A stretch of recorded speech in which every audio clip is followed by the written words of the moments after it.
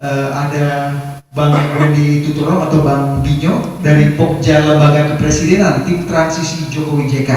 Saya yakin beliau bukan orang yang dimaksud Dipo Alam sebagai akhirnya mengeluarkan surat edaran kepada menteri-menteri itu tidak berkomunikasi dengan tim transisi. Nah, Bang Binyo ini nanti akan bisa bercerita sebenarnya tim transisi ini kerjanya seperti apa dan arsitektur kabinet Jokowi itu bagaimana. Dan kedua, ini orang yang mengamati dari luar, saya nggak tahu ini sebagai apa dia. Sebagai ketua departemen kajian Partai Demokrat, dan Mas Ulil ini berjanji malam hari ini tidak akan walk out dari ruangan ini gitu. Terus bersama kita sampai jam 9 nanti ya Mas Ulil ya. Honornya hilang. Nanti kita akan uji sebenarnya bagaimana arsitektur kabinet Jokowi yang nanti akan dilakukan. Saya punya beberapa bocoran, nanti saya akan bocoran maksudnya dari pengamatan lapangan. Yang penting adalah bahwa WO itu hak politik yang dijamin bagi sebuah partai. Adapun resiko dari WO itu kemudian PDIP kalah ya, kita tidak bisa menyangka itu bagian dari sejarah. Tapi bahwa kita punya hak untuk WO, ya itu saya kira nggak bisa dihindari. Ya partai-partai lain juga WO juga sering banyak. Buat saya mempersoalkan WO itu disuruh siapa, terus bagi saya itu spekulasi ala check and recheck itu aja itu. Bagi saya nggak penting. Yang penting adalah intinya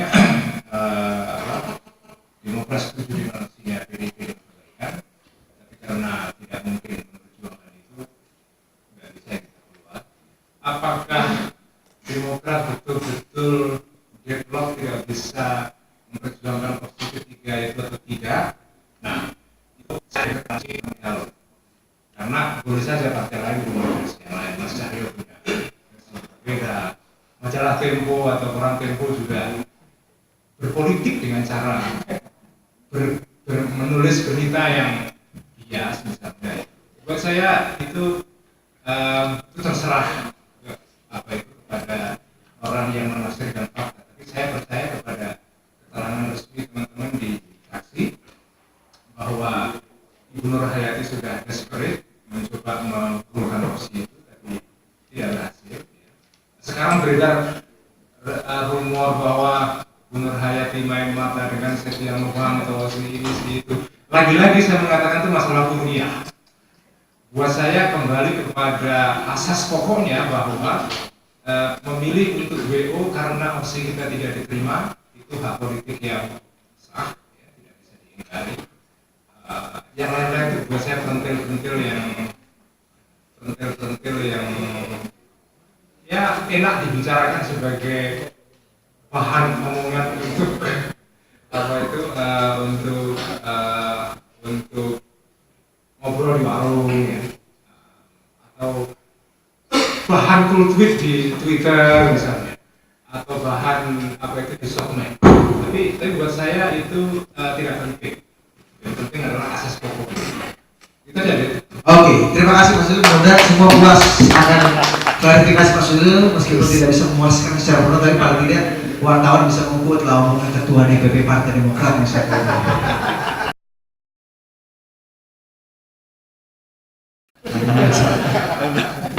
Saya kira harus dibikin bahwa ketentuan DPR itu harus menyelesaikan semua proses undang-undang sebelum pemilu. Nggak bisa kayak begini. Jadi entah untuk tahun 2019 atau 2024, semua proses balik prolegnas itu harus selesai sebelum pemilu legislatif atau serentak dan pemilu. Jadi proses-proses membicarakan undang-undang ketika pemilu sudah berlangsung harus selesai semua. Kalau nggak bisa, berarti tugasnya DPR yang akan datang. Yang kemarin ini kan, saya kira nanti lagi-lagi saya kira PDIP sengaja digantung begitu karena memang waktunya adalah ya begini kejadiannya. Harusnya ada undang-undang tentang penetapan undang-undang yang memaksa prolegnas itu selesai sebelum pemilu sehingga dia tidak dijadikan kayak kemarin ini kayak roller coaster aja gitu. Habis MD3 RUU Pilkada dan seterusnya. Dan dengan begitu saya kira DPR-nya bekerja keras. Masa undang-undang yang kemarin nggak bisa selesai 5 tahun ngapain aja gitu, boleh pikir-pikir. Undang-undang itu dibahas 2 tahun. Lalu proses flip floppingnya dari dukung terus udah kelihatan jejaknya gitu, atau karena ada situasi politik yang berubah semua berubah. Jadi bukan inti dari apa itu pilkada yang diperjuangkan, tapi memang lebih karena pertarungan politik. Kalau menurut saya sih kemarin polisi merah putih itu dengan undang-undang pilkada mungkin nggak terlalu peduli mau langsung barang, cuma mau kasih minta PDIP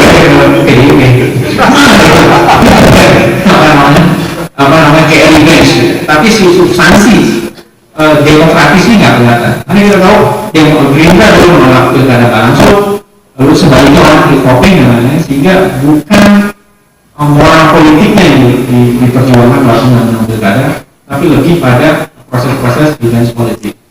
Yang terakhir yang mau ingin saya, kita harus membedakan ya antara kadang-kadang apa ya, idealisme politik kita tentang suatu rancangan itu mengenai susunan kabinet, mengenai apapun lah, dengan realitas politik yang kita hadapi di dalam parlemen, di dalam birokrasi, di dalam pemerintahan dan segala macam.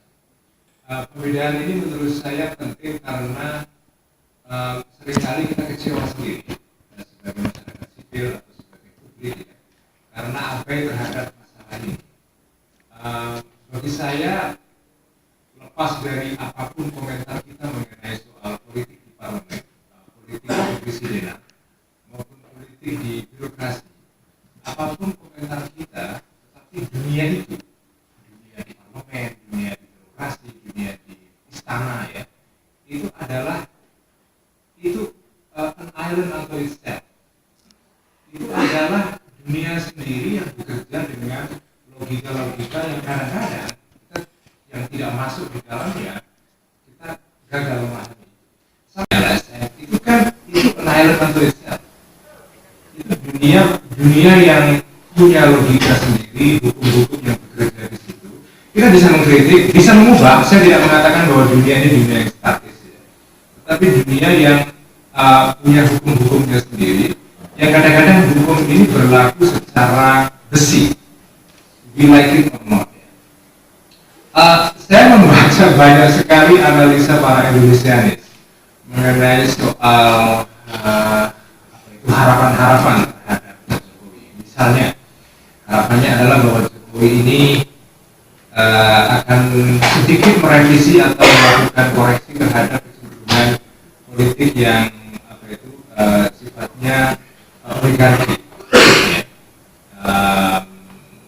Atau ya ada unsur oligarki di dalamnya atau kartel ya, unsur kartelisme karena Jokowi berusaha mencoba untuk merampingkan partai-partai yang masuk dalam koalisi dia dan dengan begitu maka ideal yang seperti ini dikatakan oleh saudara Fidris itu tercapai. Sehingga kalau partai yang masuk di dalam koalisi Jokowi kecil, maka kemungkinan terjadinya kong kali kong antara para pemain politik di dalamnya untuk berbagi-bagi kekuasaan itu menjadi kecil, dan ada kemungkinan bagi para losers, ya, para orang-orang yang kalah untuk dipunish, untuk dihukum. Masyarakat yang lain juga banyak. Nah, pemerintah sebetulnya pada saat itu kan hanya merespon suara-suara di masyarakat. Makanya saya bilang bahwa bahkan politisi-politisi yang sekarang begitu diehard mendukung opsi pilkada langsung, dulunya suaranya lain sekali. Ini soal arsitektur kabinet, tetapi dalam Pokja sendiri ada dua. Tadinya satu tapi dibagi dua. Pertama ada lembaga kepresidenan dan satu lagi arsitektur kabinet. Saya kebetulan berada di lembaga kepresidenan. Nah, yang berikutnya adalah meskipun rumah transisi ini dari segi pemberitaan media kelihatannya ramai sekali, tetapi pola kerja masing-masing Pokja satu sama yang lain itu berbeda. Akhirnya sebetulnya adalah opsi. Jadi kami memberikan masukan opsi-opsi apa yang harus dipilih dengan berbagai konteks latar belakang apa yang ada di balik pilihan dia tersebut. Nah, dia sebagai opsi, tetapi yang menarik lagi juga menerima opsi lain di luar yang diberikan tim transisi. Jadi untuk mempertahankan gagasan kita itu juga kita lakukan banyak cara lewat tim transisi, dan kadang-kadang kita juga maju sendiri sama beberapa teman, kita presentasikan gagasan kita. Dan kalau saya kebetulan memang concern kita di lembaga kepresidenan, kita mengajukan alasan-alasan kenapa ini penting, kenapa fungsi-fungsi ini penting, dasarnya apa, konteksnya apa, masalah dan tantangan yang dihadapinya apa. Kira-kira itu. Boleh ada di sana. Langsung aja, mungkin pertanyaan pertama ke Bang Mulya dulu. Saya mengalami kagetologi dengan bangsa ini. Satu, yang kedua, saya menafsirkan bahwa bangsa ini sedang dalam proses festival kebingungan. DPR-nya bingung, dunia kerja juga bingung, rakyat juga bingung, bahkan yang pernah kompetisi kemarin kan juga bingung. Dulu saya sampaikan ke Mas Udil dulu, Mas, saya mohon maaf nih, di luar Pak SBY suara Demokrat terpecah begitu banyak gitu. Jadi saya tidak tahu apakah ini suara Demokrat yang disampaikan oleh Mas Udil atau jangan-jangan suara Bu Nur Hayati yang benar. Karena di media selalu dia ngomong dia tetap di KMP, dia tetap di KMP, solid di KMP. Nah, Demokratnya ada di mana? Kalau memang berada di tengah, mohon itu segera ditegaskan, jelaskan. Dari di dunia pasar modal, saya coba melihat ke kantor kepresidenan. Mungkin saya menggambarkan dengan dunia saya sehari-hari, dunia korporat itu kita pemerintahan punya target bersama yang biasanya jadi target umum, yaitu mungkin unemployment atau current account deficit, housing, yang mungkin setiap negara punya lah target seperti itu. Apalagi di pada debat kepresiden kemarin Pak Prabowo sebut pertumbuhan ekonomi 7, Pak Jokowi 5, itu which is kalau lihat sekarang itu Tipis lah, meskipun pasti ada perbedaan. Dan akhir kata, kebun bunga boleh dibakar oleh para perompak, tapi tidak ada yang bisa mencegah datangnya musim semi. Koalisi Merah Putih boleh merampas hak demokrasi masyarakat, tapi yakinlah Presiden SBY dan Partai Demokrat akan datang dalam demokrasi yang Thank you, terima kasih, sampai jumpa di diskusi berikutnya.